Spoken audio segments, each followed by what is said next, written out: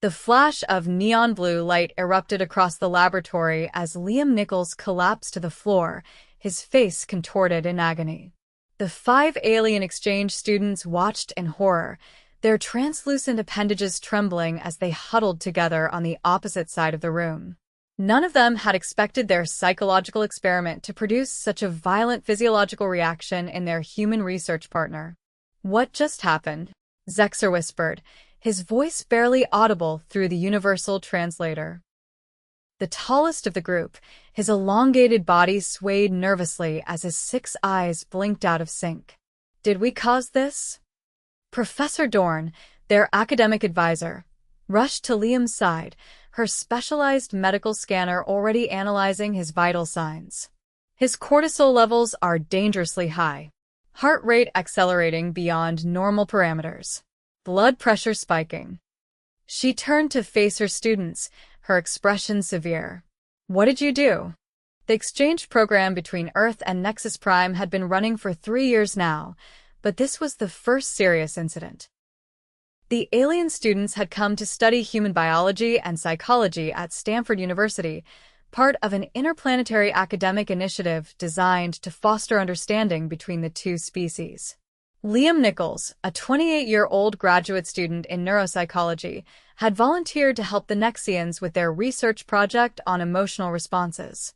He now lay unconscious on the laboratory floor as emergency medical personnel rushed into the room. Telix, the smallest of the Nexian students, stepped forward. "We were running a controlled emotional stress test. Based on our understanding of human psychology, we created a virtual reality scenario that would trigger moderate emotional distress." Her voice quivered as she spoke. "We've conducted similar tests on our own kind with no adverse effects." The paramedics loaded Liam onto a stretcher, attaching monitoring equipment as they prepared to transport him to the hospital. One of them glanced at Professor Dorn. "His heart rhythm is erratic. We need to move now." As they wheeled Liam out, Professor Dorn turned to her students. "Return to your dormitory. We'll discuss this tomorrow when I have more information." Her tone left no room for argument. The 5 Nexian students filed out of the laboratory, their normally vibrant skin colors faded to dull hues of distress. None of them spoke until they reached their specially designed living quarters in the university's xenobiology wing. "I don't understand what went wrong," Nexar said, collapsing onto his resting platform.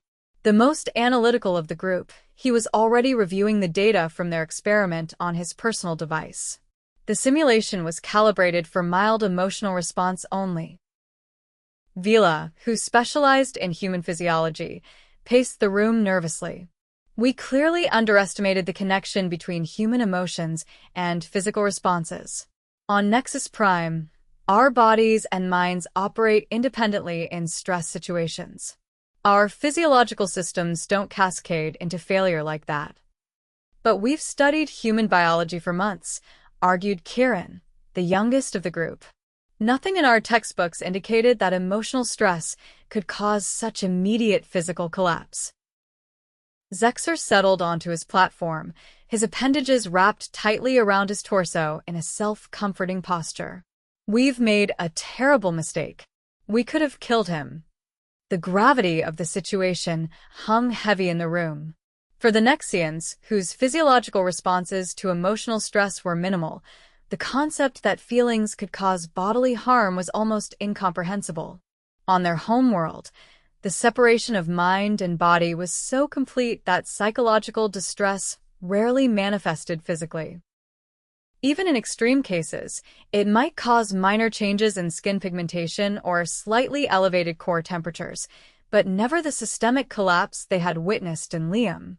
"We need to understand what happened," Telix said finally. "Not just for our research, but to make sure Liam recovers." Morning brought little relief. Professor Dorn arrived at their dormitory, looking tired and concerned. The students gathered in their common area, anxious for news. "Liam is stable but remains in intensive care," she informed them. "He suffered what humans call a panic attack, but of unusual severity."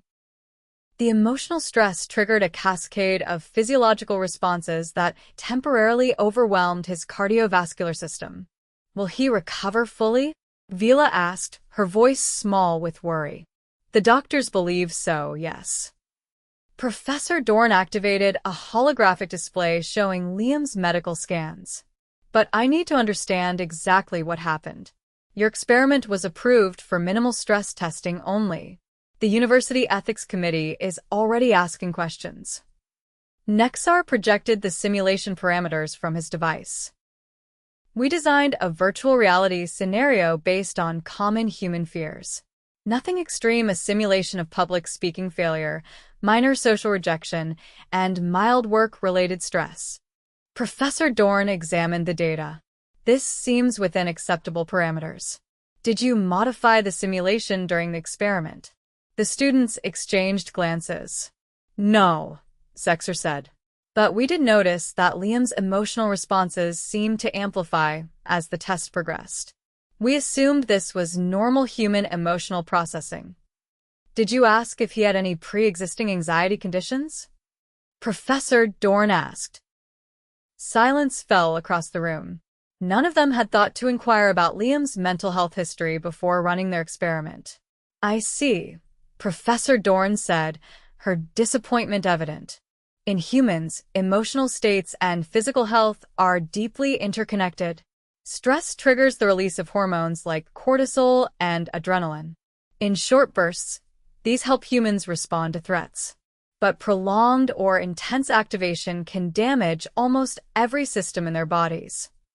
Kieran's skin flushed with embarrassment. We knew about these hormones from our studies, but we thought they were primarily for physical danger responses. We didn't realize emotional stress could trigger the same pathways. That's precisely the problem, Professor Dorn said. You applied Nexian psychological frameworks to human biology. On your world, the mind-body connection works differently. Can we visit him?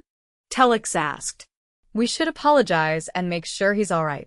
Professor Dorn hesitated. Not yet. His doctors want to keep his environment calm for now. But there may be a way you can help with his recovery. The following day, after much discussion with university officials and medical professionals, Professor Dorn secured permission for the Nexian students to observe Liam's treatment from a distance. They would use this as an educational opportunity, a chance to truly understand the human mind-body connection they had inadvertently disrupted. Stanford Medical Center's neurology ward was designed to accommodate both human and extraterrestrial visitors, but the Nexians still drew curious glances as they followed Professor Dorn through the corridors. They were directed to an observation room adjoining Liam's private room, where they could watch through a one-way window. Liam lay in the hospital bed, connected to various monitoring devices. A doctor and nurse were checking his vitals while a woman in casual clothes sat nearby. The doctor was speaking, but the Nexians couldn't hear through the glass. That's Dr. Evan Mercer, one of our leading experts in stress-related disorders, Professor Dorn explained. And the woman is Rachel Coleman, a clinical psychologist who specializes in treating anxiety. They've agreed to let us observe today's session. Professor Dorn activated the room's communication system, allowing them to hear the conversation. Your blood pressure is looking better today, Liam, Dr. Mercer was saying. How are you feeling? Liam managed a weak smile. Less like I'm dying, so that's an improvement. That's good to hear, Dr. Mercer replied, making notes on his tablet. The tests confirm you experienced an acute stress response that triggered severe cardiovascular symptoms. Essentially, your body's fight or flight response went into overdrive. Because of the virtual reality test? Liam asked. Partly, Rachel Coleman interjected. But our review of your medical history shows you've had undiagnosed anxiety for some time. The VR simulation likely tapped into existing stress patterns and magnified them. Liam sighed. I've been under a lot of pressure with my dissertation. And my dad's been sick. I guess I haven't been managing it well. Dr. Coleman nodded sympathetically. Chronic stress can weaken your body's defenses over time, making you more vulnerable to acute episodes like what you experienced. In the observation room, the Nexian students watched intently. Vila was recording the conversation for later analysis, while Nexar took detailed notes. "Look at the medical readouts," Zexer whispered, pointing to the monitors displaying Liam's vital signs. Even just talking about stressful events is causing fluctuations in his heart rate. "The connection is so immediate," Kieran observed. "Nothing like this happens on Nexus Prime." Dr. Mercer continued his explanation to Liam. "When you experience emotional stress, your hypothalamus signals your adrenal glands to pump out stress hormones. These increase your heart rate and blood pressure, redirecting blood to muscles and vital organs. It's an ancient survival mechanism. But I wasn't in any real danger," Liam pointed out. "Your body doesn't know that," Dr. Coleman replied. "To your nervous system, perceived threats can be just as activating as real ones. That's why anxiety can be so physically damaging. Your body stays in high alert, even when there's no actual danger." As they continued discussing Liam's condition and treatment plan, the Nexian students grew increasingly disturbed by what they were learning. "So, emotional suffering creates physical suffering in humans," Telex whispered. "They can't separate the two like we can." Professor Dorn nodded. "Now you're beginning to understand. For humans, mind and body are not distinct systems, but different aspects of the same whole." After the doctors left, Professor Dorn led her students to a conference room where they could discuss what they'd observed. The Nexians seemed subdued, their usual vibrant coloration muted. "I feel terrible," Vila said. "We caused Liam real harm because we didn't understand this fundamental aspect of human biology." "That's why you're here," Professor Dorn reminded them. "Cultural exchange isn't just about sharing technologies or art forms. It's about understanding fundamental differences in how our species experience reality."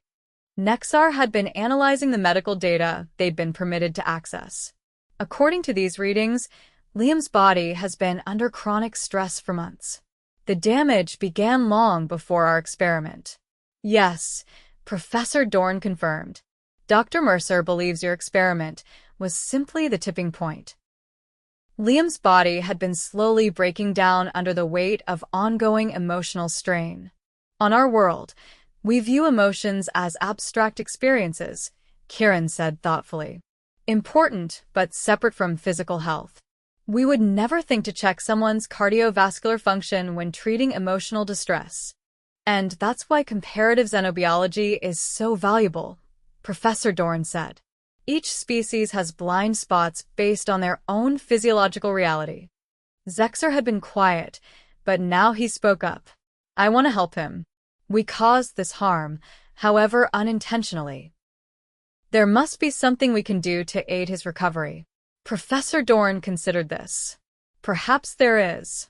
But first, I think you need to learn more about the human stress response system. Not just academically, but experientially." 3 days later, with special permission from the University Ethics Committee and medical staff, the Nexian students were allowed to meet with Liam.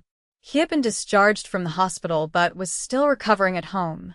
They gathered in his small apartment near campus, arranged carefully to avoid overwhelming him. Liam sat in an armchair, looking pale but much improved.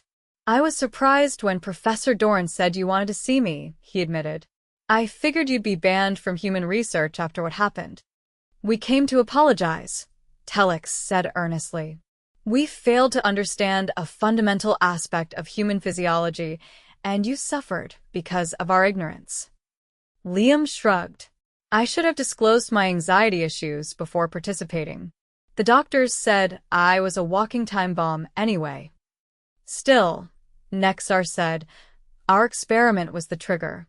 We accept responsibility for that." "We've spent the past few days studying human stress responses in detail," Vila added. "What we've learned has been illuminating." Liam looked curious. "In what way?" "On our world," Zexer explained, "emotions are experienced primarily as mental states. They can be intense, even overwhelming, but they rarely cause physical symptoms beyond minor changes in our biochemistry. That sounds convenient, Liam said with a slight smile. No stress headaches or upset stomachs. Nothing like what humans experience, Kieran confirmed. When we first arrived on Earth, we mistakenly believed humans were simply less evolved in managing their emotional states. Now we understand it's a fundamental difference in physiology. Liam leaned forward slightly. So, you never get physical symptoms from feelings? No racing heart when you're scared? No butterflies in the stomach when you're nervous? The Nexians exchanged glances. We experience sensory responses, Telex explained. But they're isolated. Our cardiovascular systems don't accelerate during fear. Our digestive systems don't react to anxiety. Wow, Liam said, genuinely intrigued despite his weakened state. That's fascinating from a research perspective. Our whole human experience is shaped by this mind-body connection. It's hard to imagine consciousness without it. We've been authorized to propose something, Nexar said carefully. With your permission, we would like to develop a research project focused on healing rather than simply studying. Our species has advanced techniques for mental state regulation that might be adaptable to human physiology. You want to use Nexian techniques to help humans manage stress? Liam asked. Precisely, Vila said.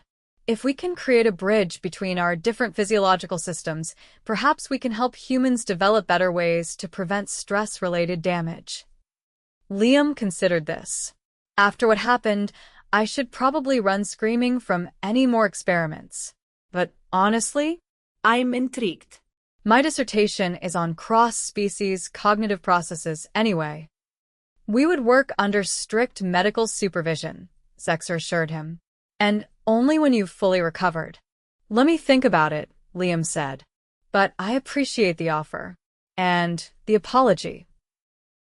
As the weeks passed, Liam's health improved steadily. The university required him to attend regular therapy sessions with Dr. Coleman, and he was prescribed medication to help manage his anxiety. By the time he returned to his research 6 weeks later, he had gained a new perspective on his own mental health. The Nexian students, meanwhile, had developed a detailed research proposal under Professor Dorn's guidance. Their new project, focused on translating Nexian mental regulation techniques for human use, had received preliminary approval from the Ethics Committee, pending Liam's participation as both subject and co-researcher. When they met again in Professor Dorn's laboratory, the atmosphere was much different from their last encounter. The equipment had been reconfigured, with multiple fail-safes in place and medical monitoring devices that would shut down the experiment at the first sign of dangerous stress levels. The technique we want to try first is called emotional partitioning, Telex explained as she helped attach monitoring sensors to Liam's temples and chest. On our world, it's one of the first skills children learn, the ability to experience emotions without allowing them to affect other bodily systems. Liam sat comfortably in the specially designed chair. I'm not sure that's even possible for humans. Our sympathetic nervous system activates automatically. We don't expect to achieve complete separation, Nexar clarified. But even partial dampening of the physical stress response could be beneficial for human health. Professor Dorn monitored the equipment. Remember, this is just an exploratory session. If you feel uncomfortable at any point, Liam, we stop immediately. Understood, Liam said. He looked at the Nexian students with newfound respect. After his recovery, he'd studied their physiology in detail and gained a deeper appreciation for the differences between their species. I'm ready when you are. The first session focused on establishing a baseline. The Nexians needed to understand exactly how Liam's body responded to different emotional stimuli before they could attempt to modify those responses. They used mild cognitive exercises, rather than the virtual reality that had caused problems previously. Try to solve this logic puzzle, Vila instructed, displaying a moderately challenging problem on the screen before him. We'll be monitoring how your body responds to mental effort. As Liam worked through the puzzle, The sensors captured his physiological responses: small increases in heart rate and blood pressure, minor changes in skin conductance, subtle shifts in breathing patterns. Fascinating, Kieran murmured, studying the readings. Even this non-emotional mental activity triggers physical changes. Next, they introduced mild emotional stimuli, asking Liam to recall mildly frustrating experiences, showing him images designed to evoke mild anxiety or sadness. With each stimulus, they recorded the corresponding physical responses. The connection is incredibly intricate, Zexer observed. Different emotions trigger distinct physiological patterns. After establishing these baselines, they began the experimental phase. Telex guided Liam through a modified version of a Nexian mental technique. Imagine your consciousness as a container of clear liquid, she instructed. When emotions arise, they're like colored dyes being added to the liquid. In our practice, we learn to see these colors without allowing them to spread throughout the container. Liam closed his eyes, following her guidance. I'm not sure I'm doing this right. There's no right or wrong, Telex assured him. Just observe what happens when you try to contain the emotional response rather than letting it flow throughout your body. For 30 minutes, they worked through various visualizations and mental exercises adapted from Nexian practices. The monitoring equipment showed subtle but measurable differences in Liam's physiological responses when he applied the techniques. It's working, Professor Dorn said, reviewing the data. Not dramatically, but there are definitely changes in how quickly his body returns to baseline after emotional stimulation. When the session ended, Liam seemed energized rather than exhausted. That was nothing like our first experiment. I actually feel calmer than when we started. This is just the beginning, Nexar said. If these techniques prove beneficial, they could potentially help many humans who suffer from stress-related illnesses. Over the next 3 months, the research continued. Twice weekly, Liam worked with the Nexian students, refining the adapted techniques and measuring their effectiveness. Dr. Coleman joined many of the sessions, offering insights from her psychological perspective and helping translate Nexian concepts into terms that made sense within human cognitive frameworks. Gradually, they developed a protocol that combined Nexian emotional partitioning with elements of human mindfulness practices. The results were promising. Liam showed measurable improvements in his physiological responses to stress, and his overall anxiety levels decreased significantly. The key insight, Vila explained during their presentation to the University Research Board, was recognizing that while humans cannot completely separate emotional and physical responses, they can learn to intervene earlier in the cascade process. Nexar displayed comparative scans of Liam's brain activity from the beginning and end of their research period. As you can see, when applying the techniques, the activation in the amygdala, the brain's fear center, still occurs, but the subsequent activation of the sympathetic nervous system is reduced by approximately 40%. The research board members looked impressed. And these techniques can be taught to other humans? One professor asked. We believe so, Zexer replied. We've developed a training protocol that doesn't require direct Nexian guidance. Dr. Coleman has already begun teaching the methods to a small group of her patients with promising results. As the presentation concluded, Liam stepped forward. I want to emphasize that while this research began from an unfortunate accident, it has evolved into something potentially revolutionary. By combining Nexian mental disciplines with human psychological practices, we may have found a new approach to treating stress-related disorders. Later that evening, the Nexian students and Liam celebrated their successful presentation at a quiet restaurant near campus that accommodated both species' dietary needs. Professor Dorn had joined them, along with Dr. Coleman. I never thought I'd be grateful for having a panic attack, Liam joked as they shared a meal. But honestly, this experience has changed my life.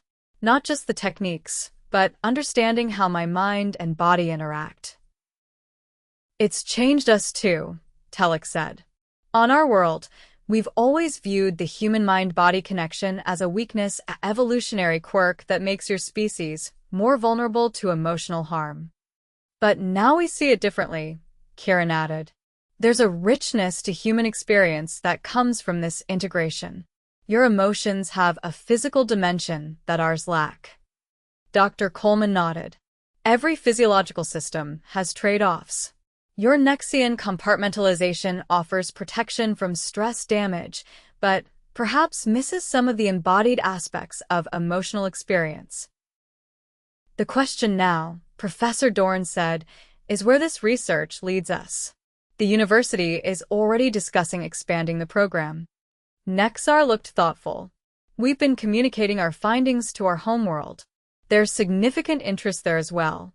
Some of our medical researchers wonder if aspects of the human system might benefit certain Nexian conditions. Like what? Liam asked curiously. We have disorders of emotional processing that result from our compartmentalized systems, Vila explained. Some Nexians struggle to integrate their emotional experiences in meaningful ways. They understand their feelings intellectually, but can't connect them to their broader sense of self. So, we might have something to teach you as well, Liam mused. Exactly, Zexer said. This research has evolved far beyond our original narrow focus. It's become a true exchange of physiological wisdom between our species. As the evening wound down, Liam found himself sitting next to Telix, who had become his closest friend among the Nexian students. I never asked you, he said quietly, what it was like for you, watching me collapse that day in the lab. Telix's skin rippled with colors that the translator didn't attempt to interpret. Terrifying, she admitted after a moment. We had no framework for understanding what was happening. In that moment, I realized how little we truly knew about humans, despite all our studies. That's the nature of research, I suppose, Liam said. Sometimes the most important discoveries come from our mistakes. The university has approved our request to continue this line of inquiry, Telix told him. We've been granted an extension of our exchange program for another full year. That's fantastic news, Liam said sincerely. There's still so much to explore. And this time, Telix added with a color pattern that approximated a human smile, we'll be more careful about understanding the connections between mind and body, both yours and ours. 6 months later, the preliminary results of their expanded research were published in the International Journal of Xenobiology. The paper, co-authored by Liam, the 5 Nexian students, Professor Dorn, and Dr. Coleman, outlined the development of what they called integrative stress regulation techniques, a hybrid approach combining Nexian mental partitioning with human mindfulness practices. The publication generated considerable interest in both human and Nexian medical communities. What had begun as a near disaster had evolved into a promising new field of cross-species medical research. On the day the paper was published, Liam met with the Nexian students in their laboratory, where they had spent countless hours refining their techniques. I received an interesting offer from the Nexian Science Academy today, he told them. They've invited me to visit Nexus Prime as part of a human research delegation. Apparently, they want to study how humans might help Nexians with emotional integration disorders. Will you accept? Zexer asked. Liam nodded. I've already said yes. It seems fitting, doesn't it?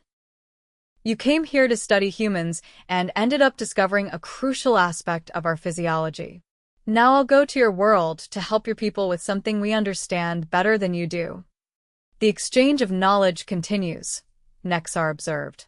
More than knowledge, Liam corrected. Understanding. When we first met, I thought of Nexians as fascinating aliens. Now I think of you as colleagues. Friends. We feel the same, Vila assured him. Though we still don't understand how you manage to live with such interconnected systems. It seems exhausting. Liam laughed. And I still can't imagine how you experience emotions without feeling them in your body. But that's the beauty of it, isn't it? Our differences give us unique perspectives. The university is already developing a permanent research center based on our work, Kieran said proudly. Human Nexian Integrative Medicine. They want all of us to continue our collaboration after we complete our degrees. I can't think of anything I'd rather do, Liam said sincerely. Who would have thought that my stress-induced collapse would lead to all this? As they finalized preparations for their next research phase, Liam reflected on the journey they had taken together. What had begun as a frightening medical emergency had transformed into a profound opportunity for interspecies understanding. The Nexians had learned that emotional stress could cause real physical damage to humans, while he had gained insights into managing his own mind-body connection. Most importantly, both species had discovered that their physiological differences, rather than being barriers to understanding, could become bridges to new medical approaches that benefited everyone. In the interplay between human integration and Nexian compartmentalization, they had found a balance that promised healing for both worlds. Ready for our next session? Telix asked, interrupting his thoughts. Liam nodded, taking his place in the now familiar monitoring chair. Always. Let's see what else we can discover today. As the equipment hummed to life around them, human and Nexians working side by side, Liam felt a sense of profound gratitude. His body, once betrayed by its own stress responses, now served as a living laboratory for interspecies understanding. The emotional stress that had nearly killed him had ultimately opened the door to healing not just for him, but potentially for countless others across two worlds. It was, he thought as the session began, a perfect example of how sometimes the greatest breakthroughs come from our most painful experiences. And in that realization lay a profound truth that transcended the differences between their species, that understanding and compassion could transform even suffering into opportunity and strangers into friends united by the shared pursuit of knowledge.